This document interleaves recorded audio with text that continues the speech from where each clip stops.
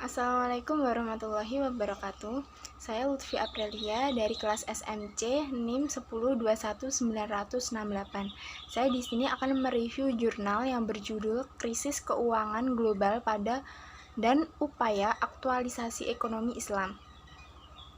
Pada pembahasan ini dijelaskan tentang krisis keuangan, penyebab krisis keuangan global, penyebab keuangan syariah dapat bertahan, dan cara pendekatan ekonomi syariah terhadap krisis.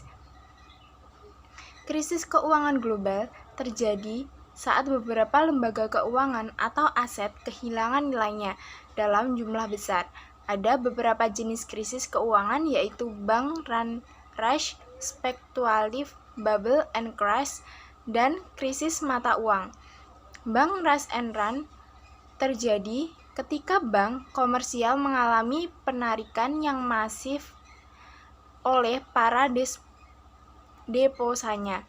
Spekulatif bubbles dan crash terjadi ketika harganya melebihi nilai yang akan didapat di masa depan berupa bunga dan dividen. Terjadi ketika harganya melebihi nilai yang akan didapat di masa depan berupa bunga dan dividen. Apabila dipegang sampai jatuh tempo, balance of payment terjadi ketika suatu negara mempertahankan kurs valuta asingnya dan tiba-tiba dipaksa untuk mendevaluasi mata uang tersebut karena serangan para spekulan.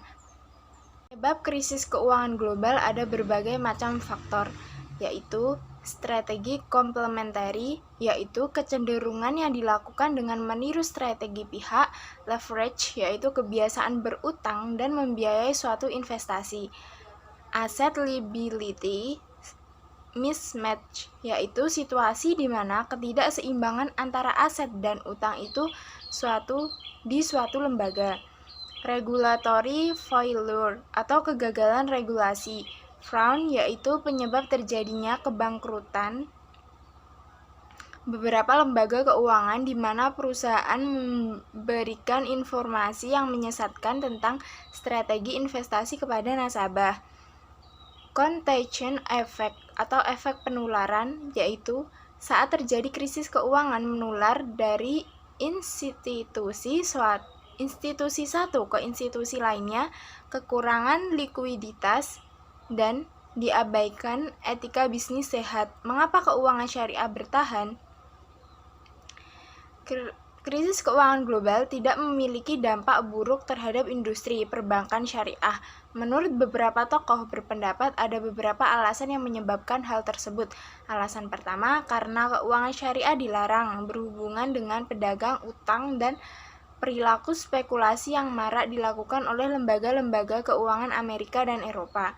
Dan kalaupun ada pengaruhnya, tidak hanya berdampak terbatas tidak langsung karena industri keuangan syariah juga merupakan industri keuangan dunia. Alasan kedua, haramnya perilaku spekulasi dalam transaksi keuangan syariah.